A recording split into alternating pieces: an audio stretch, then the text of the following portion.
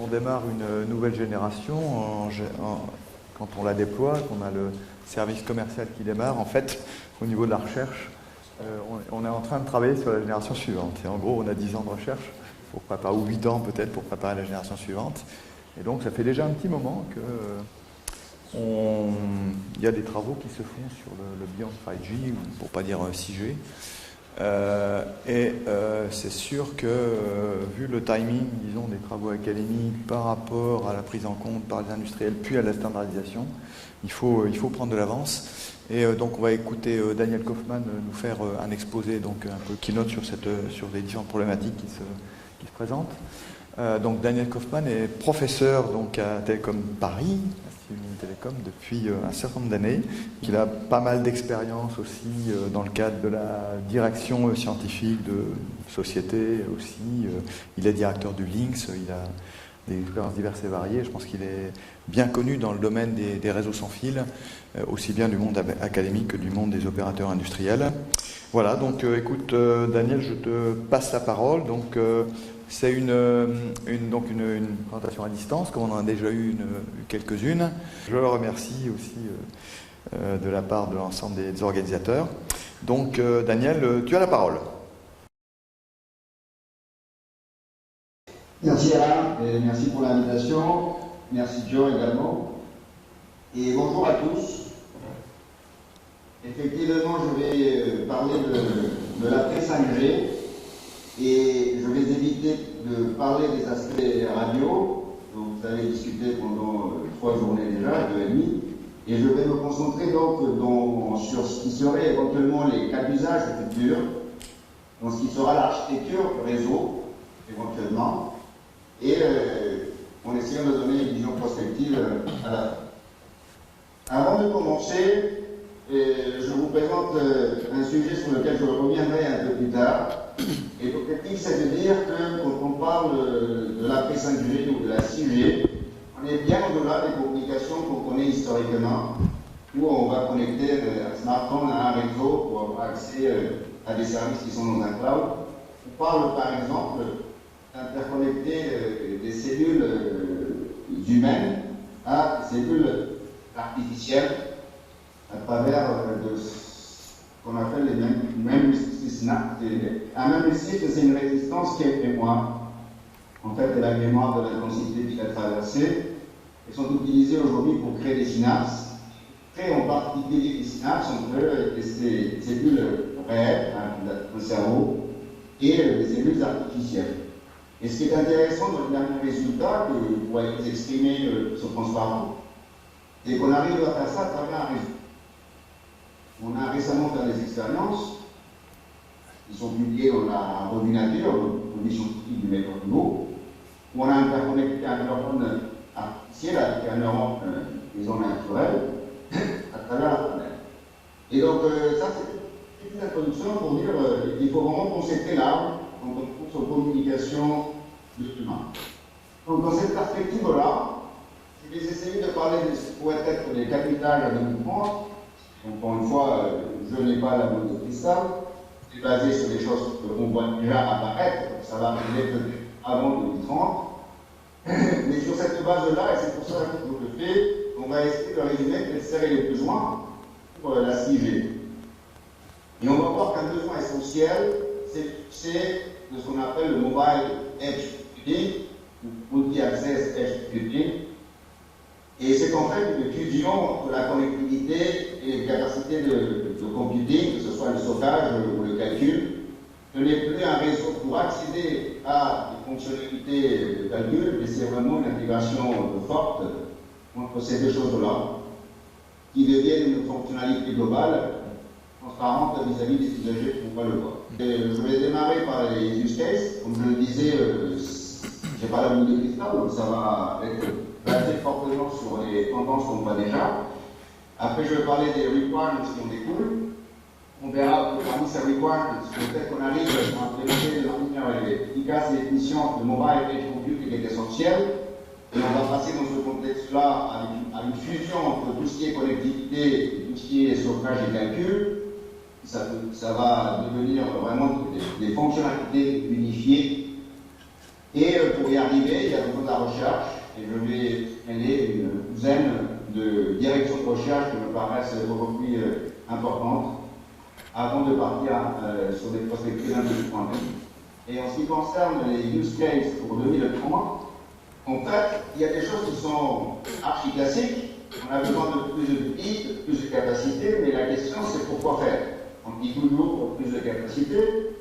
Pour cela, il faut plus de densité d'antenne, plus de bande passante, plus d'efficacité spectrale, et il faut surtout, en complément de tout ça qui est là-bas, des nouvelles architectures.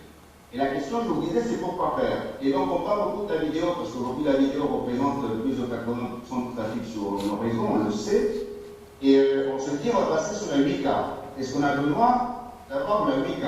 Donc, ce que vous voyez sur l'image, c'est l'intérêt ou pas d'avoir une meilleure résolution vidéo. Et vous voyez que pour arriver à que ça soit intéressant d'avoir du 8K, il faut avoir des écrans, je dirais, de 80 pouces et avec une distance de 1,5 mètre.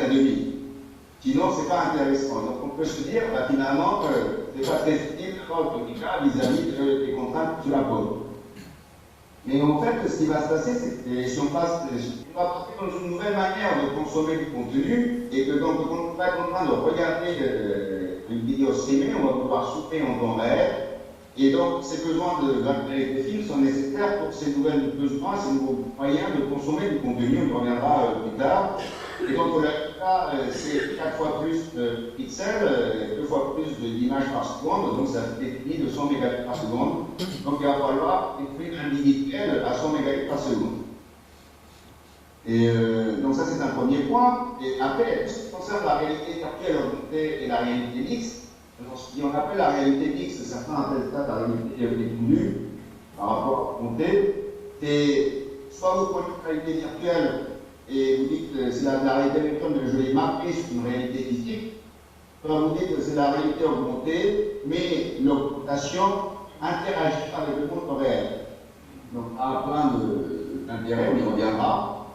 Et c'est en train de devenir essentiel dans la manière où on consomme du contenu. Et un exemple dont on parle beaucoup, c'est avec le marché des médias est basé sur les gains apportés par le sport. Le sport demain, ça sera la visualisation du sport de demain, ça sera immersible, donc on sera dans les terrains de foot, avec vidéo web, avec 6 degrés de liberté, on pourra bouger dans tous les sens la tête, et tout ça, ça fait des débits absolument importants. Et ce qui est intéressant ici, c'est qu'on arrive à des contraintes qu'on n'avait pas avant, c'est qu'il y a un trade-off, un équilibre à trouver entre la latence et les débits. Quand c'était des paramètres indépendants, on avait des besoins pour les deux. Maintenant, seulement on a besoin sur les deux, mais ils sont liés. Parce que s'il y a de l'attente, plus on a du temps pour savoir si la mission a bougé. Et donc, plus de contenu on a besoin de récupérer, extérieur pour faire fluide. Donc, il y a un compromis, plus de latence, plus de débit nécessaire. Moins de latence, moins de débit nécessaire. Et donc, on arrive vraiment à des manières différentes de consommer du contenu, et donc ça amène également à des besoins en termes de débit qui sont extrêmement importants, notamment quand il y a un vidéo virtuelle augmentée, des vidéos volumétriques, à savoir des hologrammes. Alors, cela nous mène au troisième point, qui concerne, et là les investissements aujourd'hui commencent à être vraiment très importants, les nouveaux cas liés à l'industrie 4.0. Et là, il y a des choses simples qui retirent évidemment de la capacité. Par exemple, la mobilité des footprints, des plans pour impression 3D, peut être extrêmement volumineux, mais de manière plus intéressante, il y a tout ce qui concerne le contrôle de la mobilité des robots. Le contrôleur, c'est les robots qui parlent entre eux pour se coordonner, les véhicules autonomes, bref, on est tout cela. Et donc là, on change d'une part des contraintes de latence qui sont très importantes et des contraintes diacritiques très importantes. Il y a tout ce qui concerne également les villes intelligentes. Bref, vous connaissez tout ça. Donc cette image, c'est usine avec la réalité montée. Donc ça, c'est une image qui provient d'une alliance qui s'est confirmée par des industriels qui s'appelle l'Alliance des communications industrielles automatiques. Voilà. La 5G Alliance for a Data Communications Automation. Et ça vous montre comment la chaîne des process industriels à quatre étages, besoin en termes de latence et en termes de fiabilité. Vous voyez qu'on a des latences extrêmement faibles, inférieures à 1000 secondes, et des robustesses avec plus de 7, 9, chose qu'on ne sait pas faire encore aujourd'hui.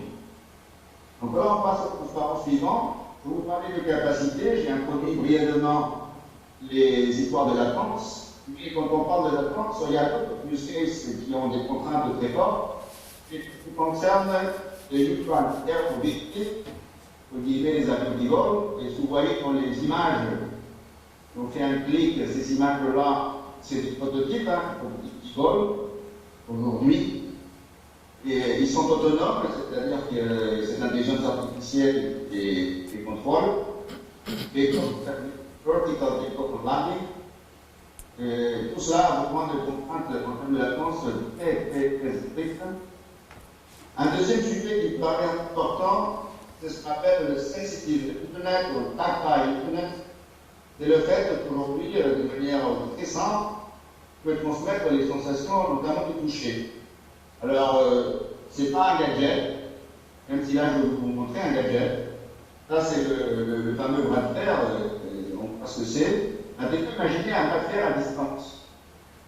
Un bras de fer à distance, il y a que la latence, il faut qu'elle soit extrêmement faible, parce que sinon, on ne ressent pas ce qui fait l'adversaire, on ne peut pas réagir. Le cerveau réagit en une centaine de millisecondes à l'action ou moins à l'action de l'adversaire. Et si je vous parle de ça, c'est parce que c'est une image qu'on comprend bien. Ce qui m'intéresse, c'est cette image suivante, c'est la chirurgie à distance. Parce que si maintenant vous n'êtes pas en train de jouer, vous êtes un chirurgien en train d'opérer, si vous n'avez pas ce qu'on appelle le retour sur effort, le fait que vous sentez dans vos mains que vous êtes en train de couper, ça devient extrêmement difficile de réussir une opération. Et donc là, c'est pareil, on a besoin de cet Internet tactile pour réussir ce type d'application à forte valeur ajoutée. Bon, la liste est longue, des cas où on a besoin de latence faible, tout ce qui a fait au jeu distribué, et bien sûr, comme on l'a déjà dit, au contrôle des sites industriels, peuvent dire que la latence est extrêmement faible. Et donc, si je résume un peu ce qu'on a dit de manière un peu plus globale, on est en train de passer de ce qu'on a appelé aujourd'hui le mobile connected, c'est-à-dire qu'on connecte n'importe quel objet, avec l'exception de l'Internet des objets dont on a parlé depuis 10 ans déjà, à ce qu'on appelle le mobile intelligence everything. Et ça, c'est un concept sur lequel je vais revenir, c'est lié à la fusion dont je vous parlais entre la connectivité, mais également la capacité des calculs de stockage qui permet l'intelligence artificielle tout à fait distribuée. Et donc, on passe dans une logique où ces objets intelligents qui partagent leur intelligence avec l'intelligence qui se trouve dans le réseau, de manière à mettre en place les tâches auxquelles ils ont été imaginés. Un second forme de ce que je viens de dire, c'est ce qu'on appelle aujourd'hui le Vertical Federated Learning, ou la Fédération des intelligences artificielles globalement.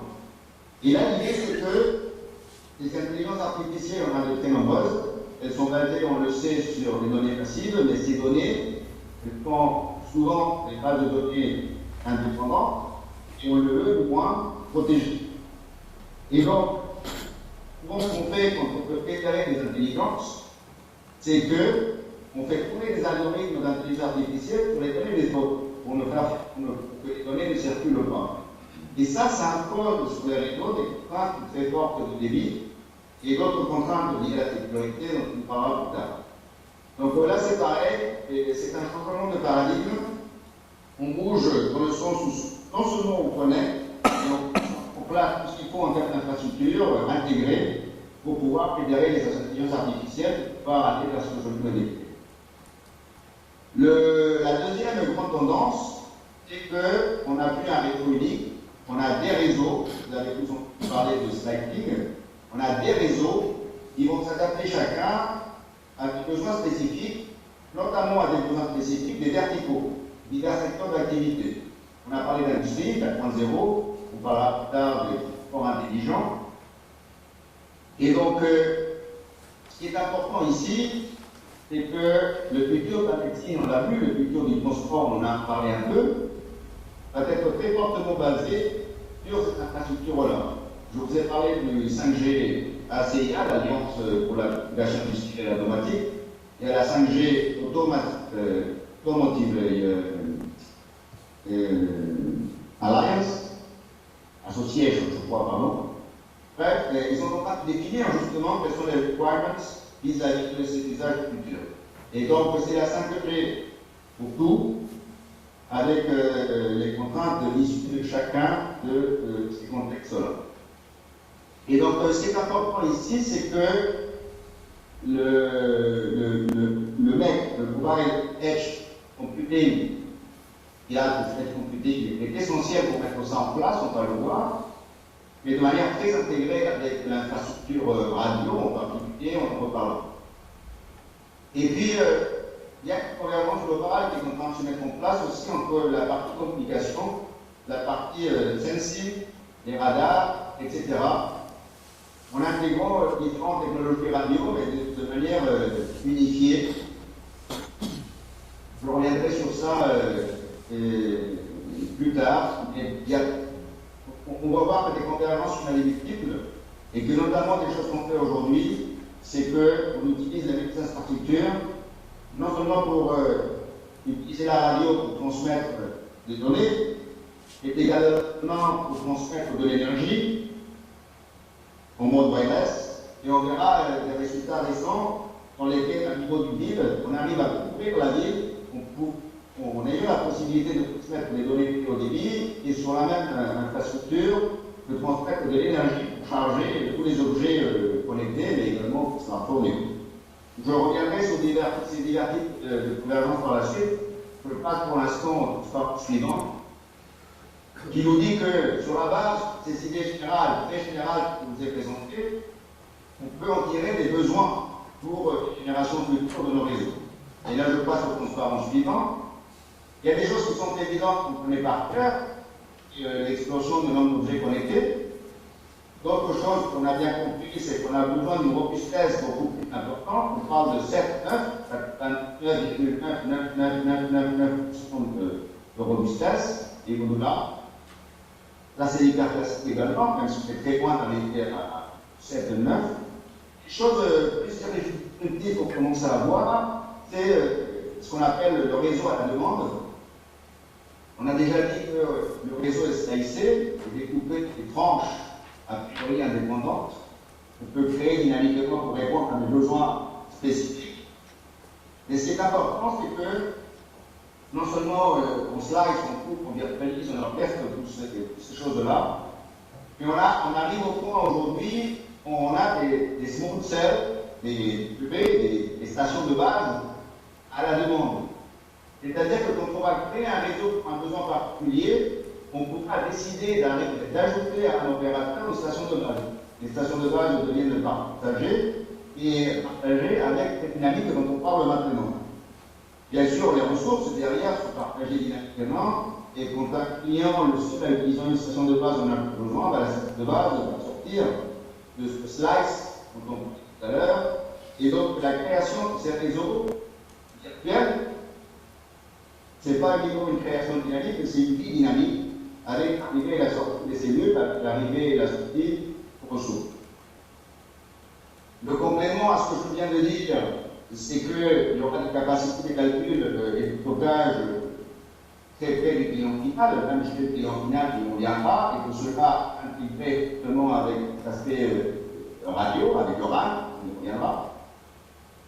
Et que donc, comme je le disais, il faut qu'on ait un réseau qui communique et qui est capable d'avoir de la mémoire et est capable de calculer, un réseau qui est de l'intelligence, non pas pour ce sujet dont on parle depuis un moment, mais pour mettre en place les services, les applications de haut niveau avec ce jeu.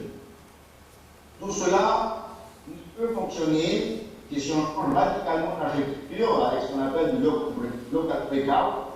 C'est-à-dire que, bien évidemment, dans les réseaux futurs, ça va pas se passer qu'aujourd'hui, il faut aller sur le réseau pour sortir du réseau mobile. On pourra sortir du réseau mobile à n'importe quel état de communication, notamment les communications de base, pour rentrer directement les plateformes qui offrent des services. On y reviendra également. Donc on a besoin de tout ça pour atteindre les objectifs qu'on a cités.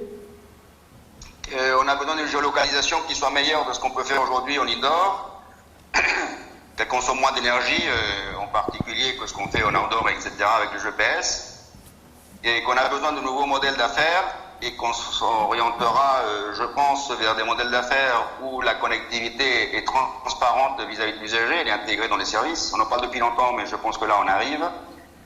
Et on a parlé de l'importance de la sécurité et de la sûreté, et cela pour deux raisons principales. D'une part, parce qu'on met sur ces infrastructures de communication des infrastructures critiques, telles que les infrastructures énergétiques, et d'autre part, parce que ces nouvelles architectures, d'une part, elles sont très basées logicielles, parce que de plus en plus virtualisées, en particulier, et donc plus difficiles à rendre sûres.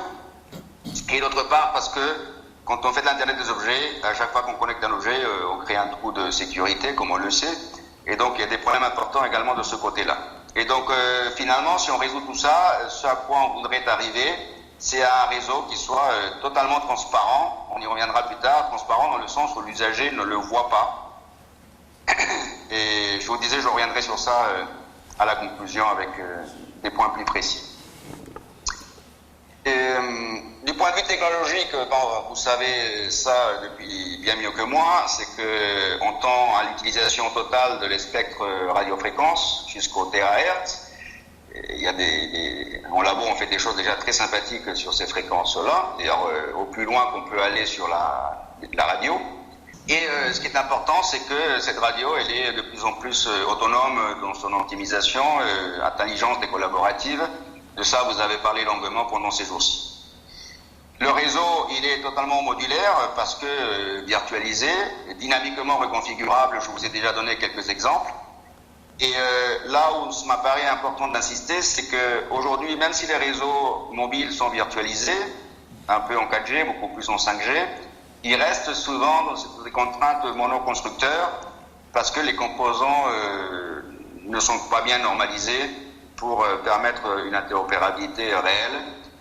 Et pour d'autres raisons que je ne parlerai pas aujourd'hui, on n'a pas le temps, mais il y a une association qui s'est créée qui s'appelle Open RAN, poussée par les opérateurs, justement pour arriver à un RAN virtualisé, mais tout à fait interopérable, pour faciliter tout ce qui concerne le déploiement au multiconstructeur. Il y a pas mal de travaux à faire dans ce contexte-là. Et un autre point important dans ce qui concerne le requirement technologique, c'est l'évolution du Edge Side Link. C'est la connexion directe entre terminaux pour pas l'éviter mal, notamment dans le contexte des transports, c'est critique. Le point suivant, c'est le fait que, on va le voir, on a introduit un concept de niveau qui est le mid-haul, je le définirai tout à l'heure, mais on tend vers le fait que ce soit la communication avec l'usager, la communication dans les side links, le front call et le back call historique, le mid call qui arrive, on voudrait placer tout ça pour des raisons que je vais expliquer dans un moment sur la même 5G NR, nouvelle radio. Ça pose également de contraintes nouvelles pour lesquelles des travaux de recherche sont nécessaires. On parle également de ne pas rester sur les réseaux terrestres, mais d'aller vers les plateformes à haute altitude, les satellites en général, sur la même 5G NR. On parle de comportement déterministe pour tout ce qui est industrie 4.0. J'ai parlé de la localisation. Tout ce qui est industrie 4.0, outre la localisation précise, requiert aussi de la synchronisation précise et une horloge réseau distribuée à 1 microseconde. Puis le reste, c'est une évidence, l'efficacité spectrale, énergétique et les bas coûts. Et donc, je ne vais pas rentrer dans les détails de ce transparent, mais il y a divers projets, notamment des projets européens, le 5G PPP et le projet européen Empower, qui travaillent aujourd'hui sur la quantification de ces requirements. Et donc, vous voyez sur ce schéma à quel point ce qu'on vise pour la 6G, qui est appelée ici 5G LTE, sont importants. Bon, le spectre, c'est ce qu'on a dit, on va jusqu'à THz, la bande passante, on multiplie par 10 pour avoir les débits et la capacité dont on a besoin. Mais vous voyez les contraintes en termes de fiabilité, hein, il y en a pour 7, 9, comme je vous disais, et puis des latences extrêmement faibles qui requièrent, outre les contraintes radio, des contraintes architecturales dont je parlerai dans les transparents suivants. Voilà. Donc, tout cela pour vous dire que aujourd'hui les contraintes sont bien identifiées et elles sont fortes pour faire tout ce que je vous ai présenté dans les premiers slides. Alors, je l'ai dit plusieurs fois, il ne s'agit pas uniquement de faire évoluer la radio, il faut également faire évoluer toute l'architecture, et c'est de ça qu'on va parler maintenant. Ce schéma, comme c'est expliqué en bas à gauche, c'est un schéma que j'ai emprunté au 5G, il me manque un P là, au 5G PPP, projet européen 5G PPP. Et donc, on voit ici diverses choses, ça va être un peu compliqué à distance, mais je vais essayer.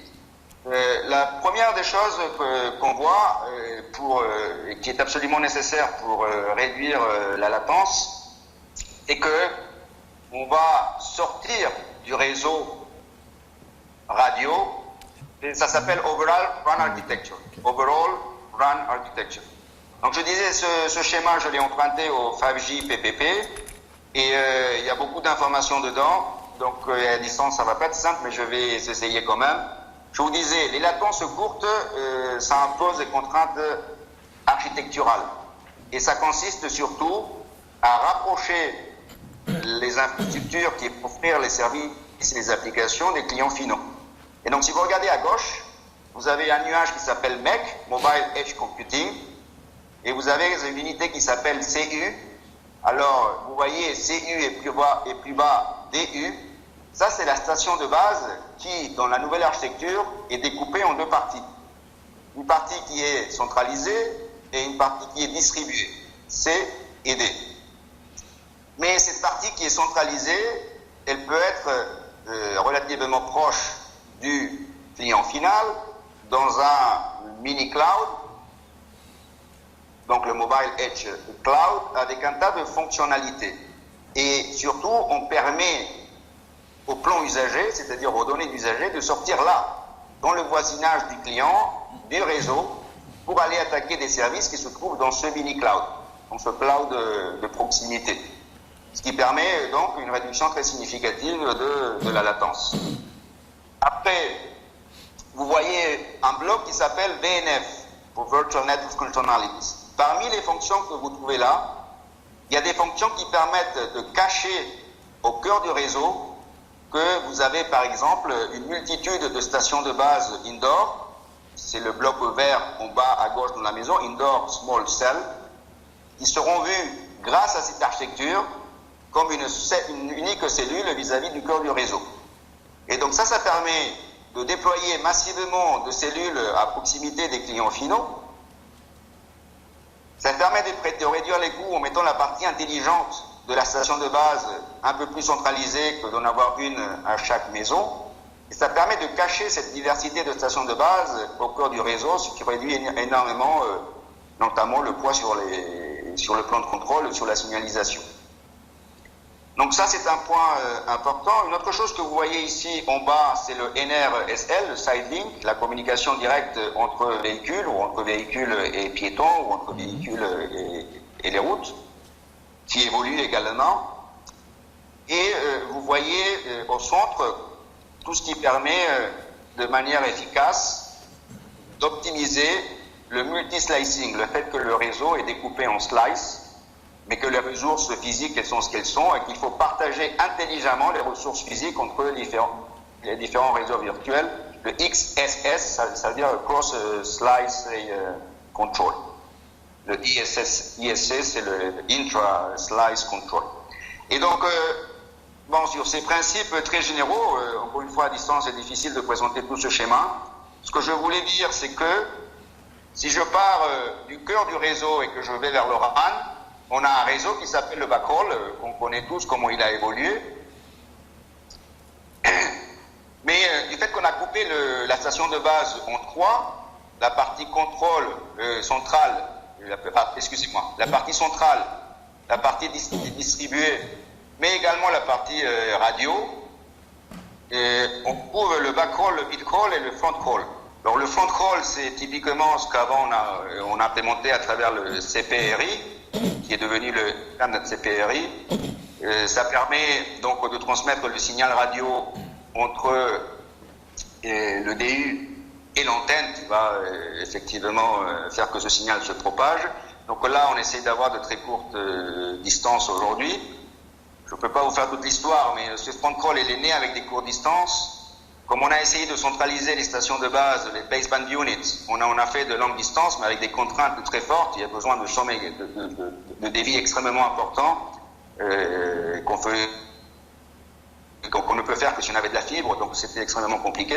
Donc avec la nouvelle découpe, on peut avoir le DU très proche du RU à nouveau, et on fait le transport entre le CU et le DU à travers un réseau de données dans le mid-call. Et tout ça pour vous dire que ces changements d'architecture permettent de rapprocher ou de centraliser selon les besoins les fonctionnalités, donc de rapprocher pour la latence, de centraliser pour réduire les coûts et pour avoir plus de dynamicité dans la flexibilité des fonctionnalités, et que tout ça requiert un nouveau réseau de backhaul, de mid-haul, de front-haul, et que un des moyens de mettre ça en place, c'est d'utiliser la 5G NR pour tous ces liens-là, pour le backhaul, pour le mid-haul, pour le front-haul, pour le NRSL, et bien sûr pour l'interface usagée, le UU. On voudrait pouvoir, dans pas mal de cas de figure, utiliser la même NR pour répondre à tout cela, sachant que les contraintes, bien sûr, ne sont pas les mêmes, mais que l'ANR a la flexibilité pour faire. L'optimisation globale de tout cela pose bien évidemment des problèmes de recherche très intéressants. Donc si on fait clic, c'est ce qu'on voit apparaître, la 5G NR pour le backhaul, mid-haul, front-haul, UU, NR, etc. Et si tu fais clic à nouveau, ce que vous voyez apparaître, c'est une flèche verte pointillée, parce que ce pointillé, ce qu'il veut dire, c'est une mobilité.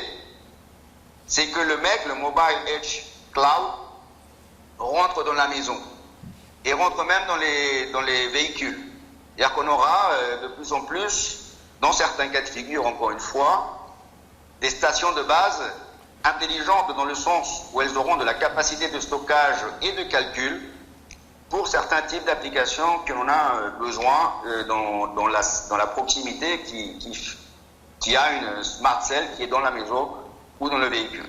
Donc il y a des architectures qu'on va mettre en place dans cette logique-là pour des besoins spécifiques.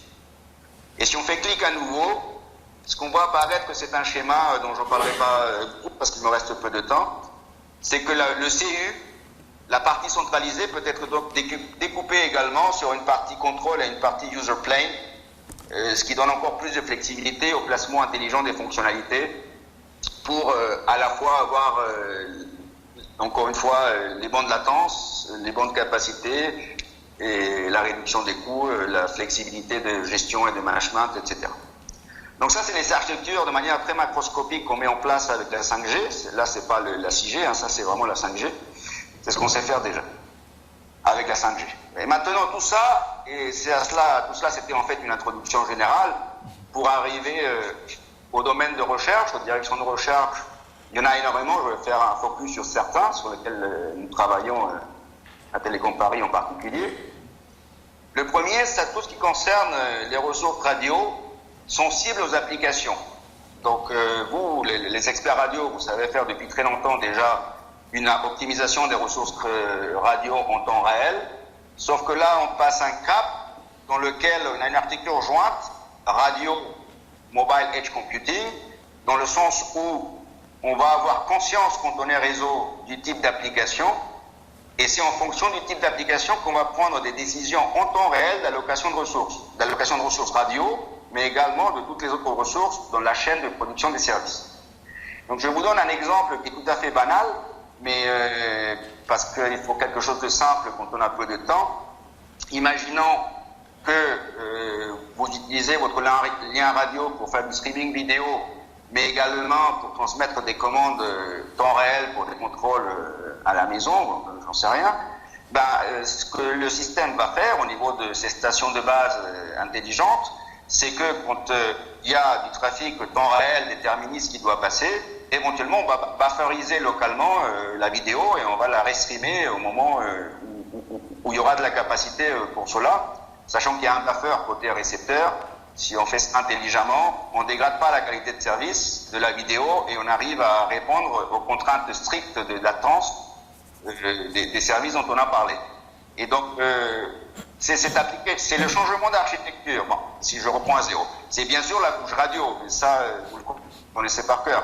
Mais c'est également le changement d'architecture en rapprochant l'intelligence du client et une intelligence qui prend en compte les applications à leurs contraintes propres, qui permet tout ça ensemble d'arriver aux limites de latence dont on parle, c'est-à-dire inférieure à la milliseconde, et certains parlent de dixième de milliseconde. Après, deuxième point, il y a des tas de trade-offs qui se mettent en place, qui n'existaient pas quand on concevait, quand on dimensionnait, quand on optimisait les réseaux historiquement. Je vous ai donné un exemple entre cet équilibre à trouver entre bande passante et latence. Selon l'état de la radio, selon l'état de l'ensemble des autres ressources, on va décider à un moment donné si on réduit la latence ou si on gère les bandes passantes. Mais il n'y a pas que ça, parce que, encore une fois, si vous prenez ce que je parlais dans le premier exemple, on va faire du stockage de la vidéo, il va falloir regarder de manière globale toutes les ressources dont on dispose pour optimiser globalement l'ensemble de ces ressources et utiliser au mieux la radio en fonction des ressources qu'on a également par ailleurs de stockage et de calcul.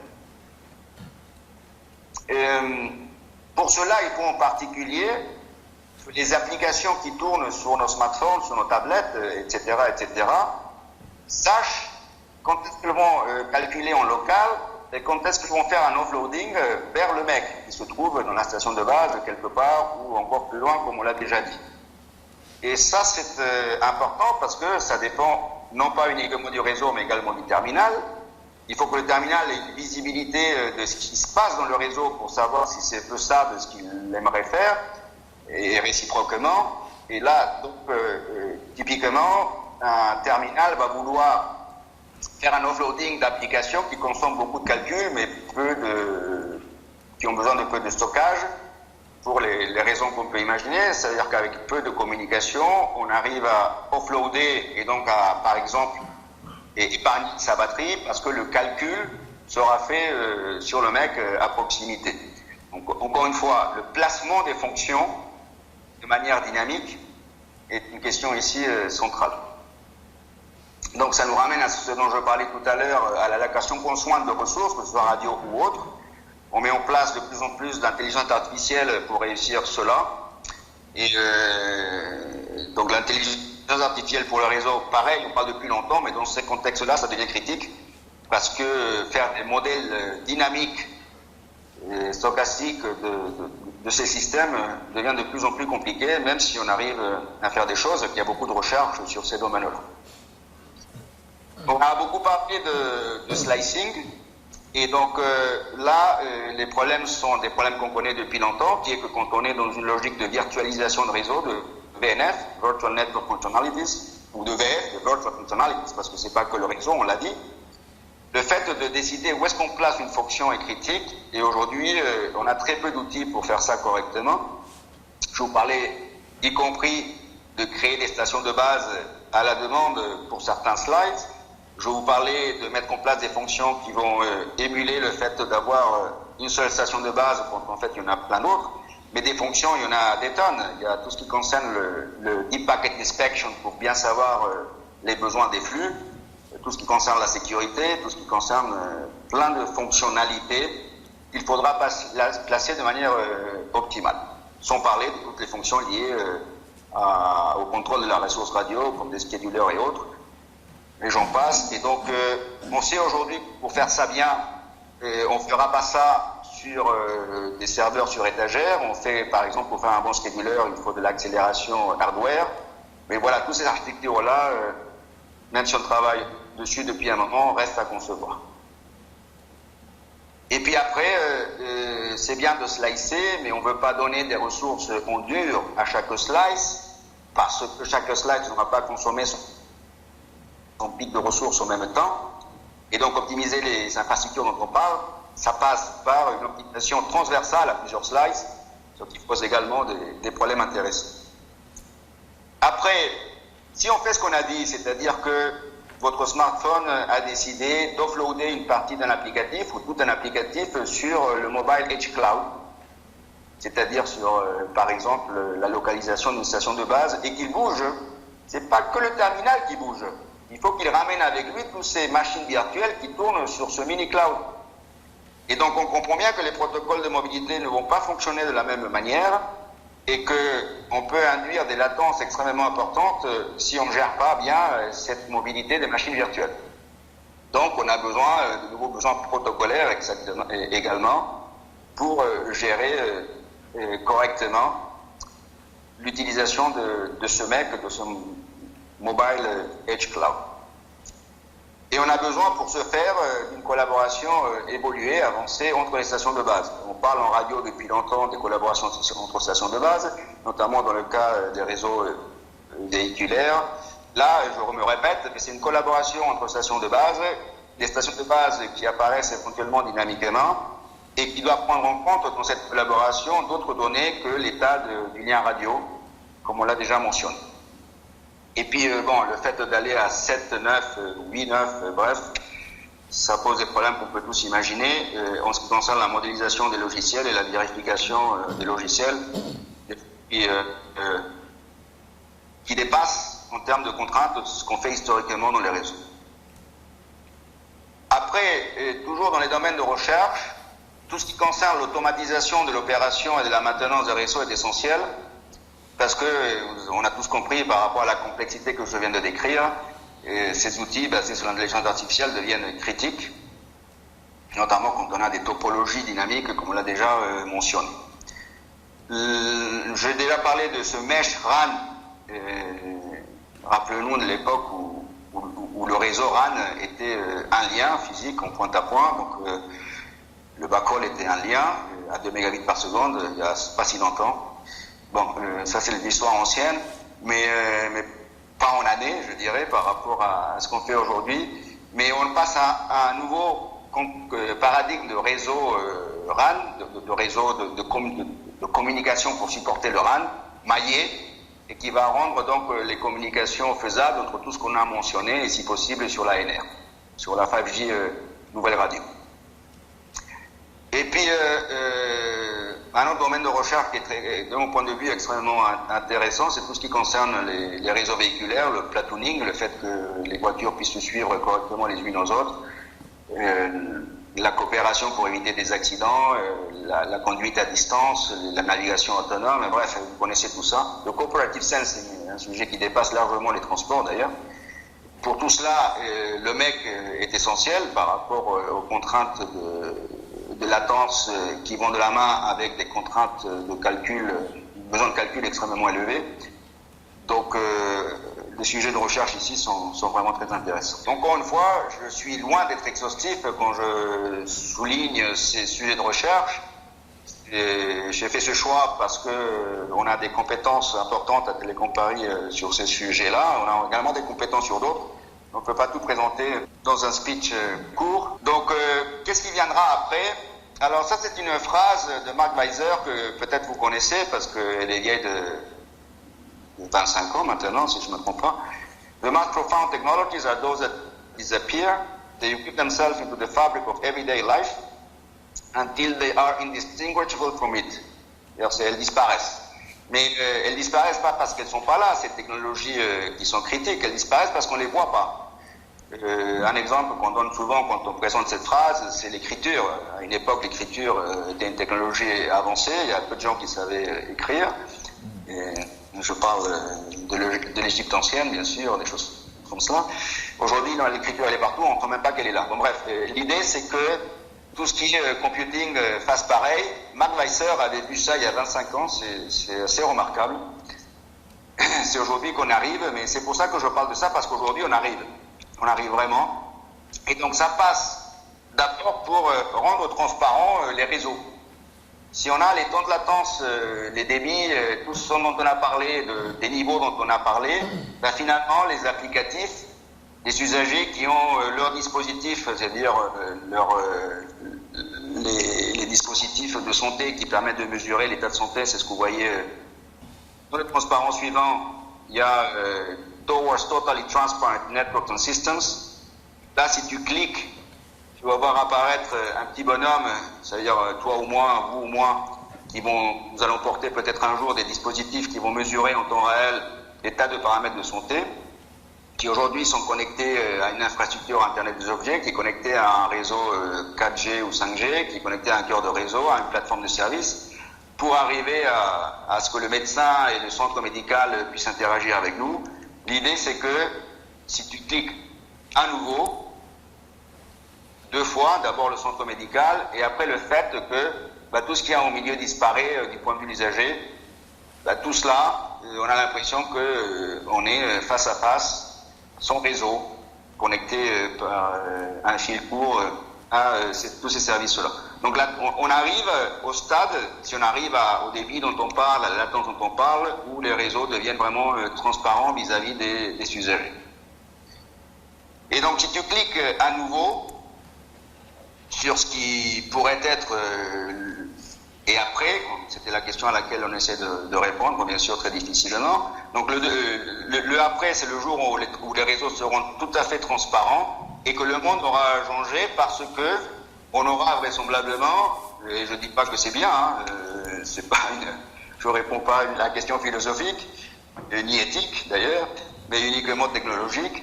Je pense que on va arriver demain à un monde où il y aura un digital twin, comme aujourd'hui on a un digital twin d'une plante industrielle, d'une usine.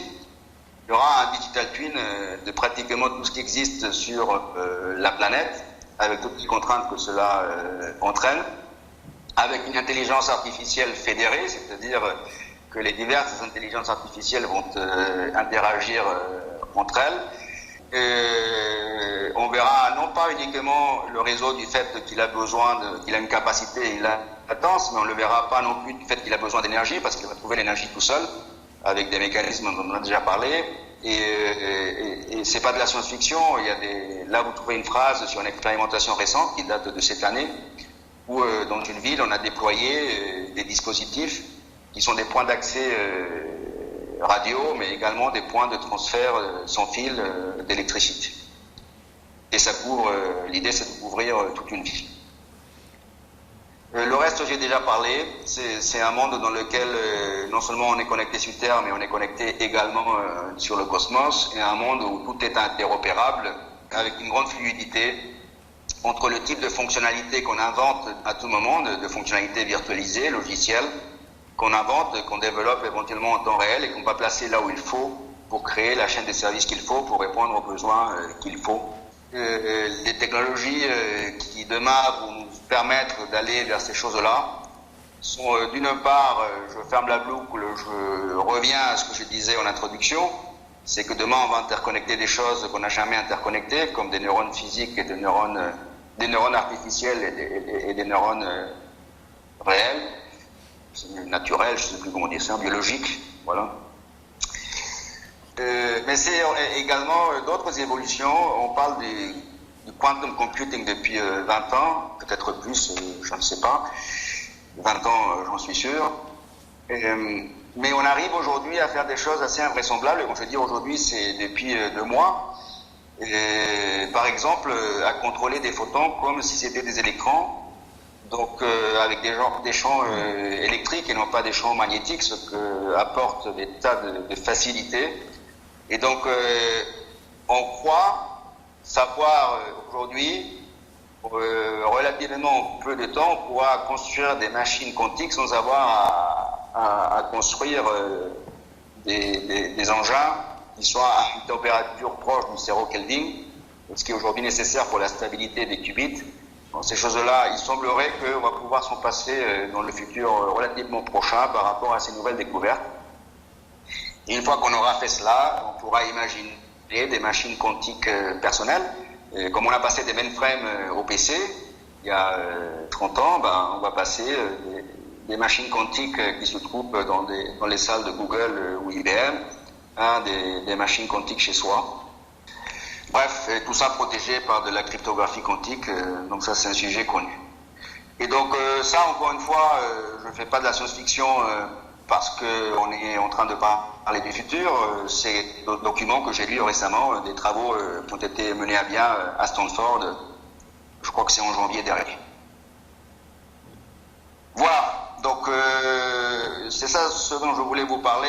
Je voulais mettre l'accent sur le fait qu'il y a un grand intérêt aujourd'hui à des synergies encore plus fortes que par le passé entre les experts radio et les experts en architecture réseau, cloud et autres.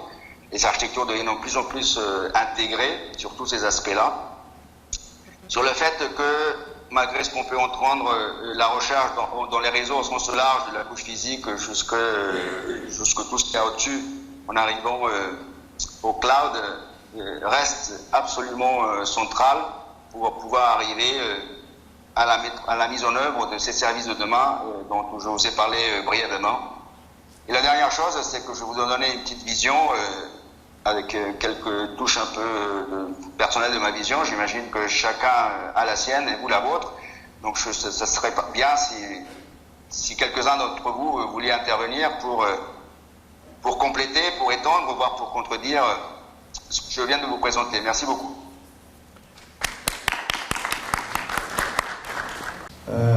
Tu as parlé donc dans le schéma là, sur les front hall, back hall, mid hall, de l'utilisation un peu systématisée, à un certain terme, de la radio en fait. Oui. Pas plus tard qu'hier, je crois, ou avant-hier, quelqu'un a dit qu'il ne croyait pas à ça pour le back hall, parce que, en gros, pour les questions de capacité, peut-être, on sait que c'est plutôt la fibre. Alors, je ne suis pas certain, parce qu'effectivement, la grosse facilité de la radio, c'est quand même plus simple de mettre un émetteur à un récepteur que de tirer un câble. Mais quand même, ce qui me fait réagir, c'est, tu as beaucoup insisté sur les 7-9. Or, quand on passe par la radio, excuse-moi, mais la radio, je suis un homme de la radio, mais c'est pas si sûr que ça, quoi. Hein, il faut peu de choses. Donc, l'accès, c'est une problématique, mais le back-haul où tu vas d'éviter des communications énergétiques par mal d'utilisateurs, c'est encore plus sensible, puisque c'est des liens qui concernent plein d'utilisateurs. Or, si on veut de la capacité en back-haul, souvent c'est plutôt les fréquences élevées, et les fréquences élevées c'est très sensible aux hydrométéores par exemple, donc ça me paraît quand même pas si évident d'assurer à la fois la fiabilité et la facilité que nous offre la radio, sauf à avoir des marges gigantesques, donc d'avoir des grosses puissances, et puis on est contre la frugalité ou la sobriété qu'on voudrait en même temps. Enfin, tout ça paraît quand même un peu contradictoire. Donc, sur ce point précis, tu as un commentaire ? Et oui, et encore une fois, tout ce que j'ai présenté est un peu caricatural, bien évidemment. C'est parfois, pour certains aspects, un peu provocateur, parce que ça va à l'encontre de ce que certains constructeurs veulent faire, même si ça va dans le sens de ce que la plupart des opérateurs veulent faire. Mais maintenant, ce que tu dis est tout à fait, bien sûr, correct. Il y a un point qui est essentiel et qui va être fait, ça, je pense qu'il n'y a pas de doute là-dessus, c'est le middle hall. Parce que la logique historique dans laquelle on utilisait du CPRI sur de la fibre pose le problème de la densification des réseaux. Et donc, pour arriver au distributed units, on imagine mal qu'on garde une approche en fibre, c'est inviable. Et donc, pour cette partie-là, ou même pour le backhaul, quand on est sur une small cell qui est connectée à un point de présence d'opérateur qui est proche, je pense que ça va finir par se faire. Ça va passer, bien évidemment, par les fréquences élevées dont tu parles, et on parle d'aller jusqu'au terahertz. Ça va passer par des liens, certes, multiples, point à point, mais également avec plusieurs faisceaux en parallèle. Des choses que tu sauras expliquer mieux que moi. Mais je pense que ça va se faire. Après, il y a la question du front haul. Et là, Et encore une fois, les besoins en termes de bande passante sont extrêmement élevés, même si avec les Evolve CPRI, et on réduit d'un facteur de presque 10, si je comprends bien, les besoins en termes de débit, et on est sur des courtes distances. Donc là, encore une fois, je pense que c'est faisable, même si moins critique que le mid-haul. Après, sur le backhaul, effectivement, là, j'entends ce que tu dis, et c'est moins critique parce que c'est plus facile sur ces points-là, parce qu'il y a beaucoup moins de points à connecter, de garder une approche en fibre. Donc sur ce point-là, effectivement, le débat se pose, et il n'y aura pas une migration à court terme, ça me paraît assez évident. Par contre, encore une fois, sur le mid-haul, le user interface et sur le side link, sur ces trois choses-là, je suis assez convaincu que ça va arriver. Merci pour cette présentation.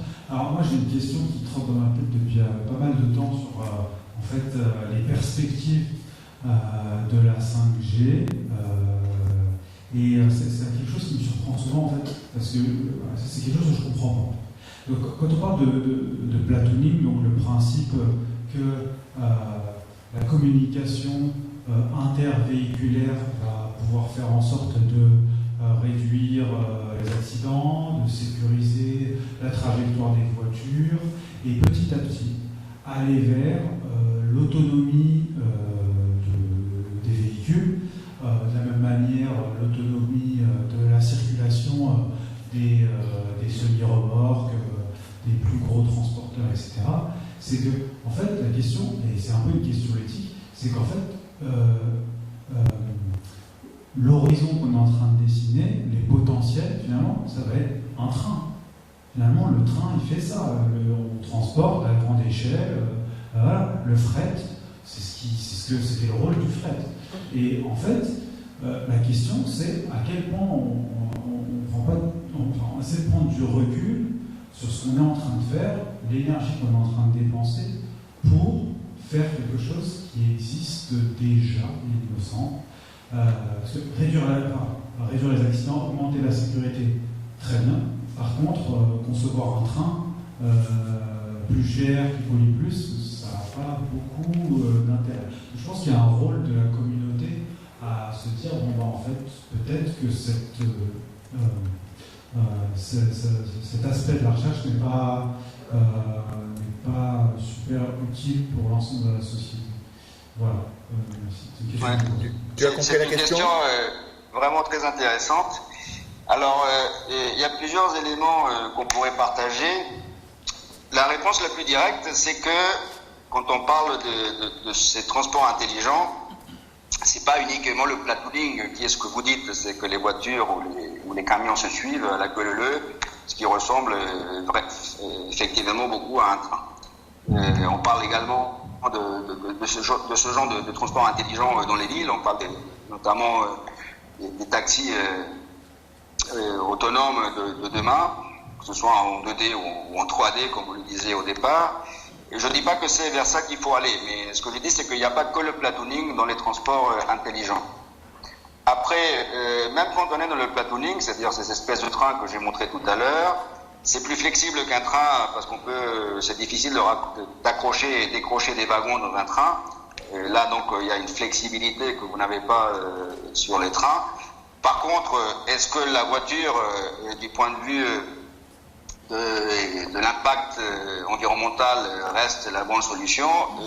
Certainement pas de la voiture d'aujourd'hui. Ça, je pense que personne n'a un doute là-dessus. Et la voiture électrique de demain, ça dépend comment on génère l'électricité. Et on parle beaucoup, vous le savez, d'hydrogène.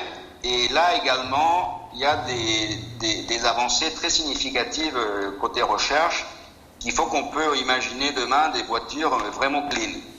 Et une des avancées consiste à faire la chose suivante,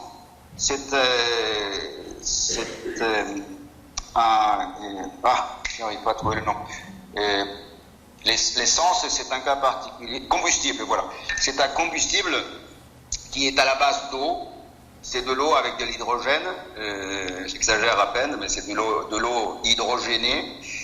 Et donc, ce qu'on a réussi à faire en labo pour l'instant, c'est qu'on a un dispositif dans la voiture qui transforme cette eau hydrogénée, de vendre de l'hydrogène en temps réel pour alimenter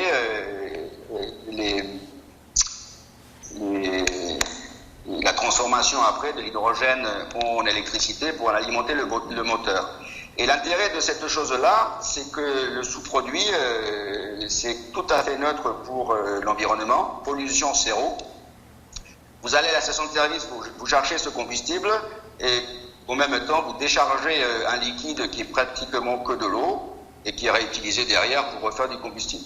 Donc, ça a des flexibilités du point de vue usage, le fait que ce soit des voitures et pas des wagons d'un train. C'est pour moi inimaginable qu'on fasse ça avec des voitures à essence ou à diesel, mais avec les voitures du futur qui pollueraient à niveau zéro, je pense que ça peut avoir son intérêt.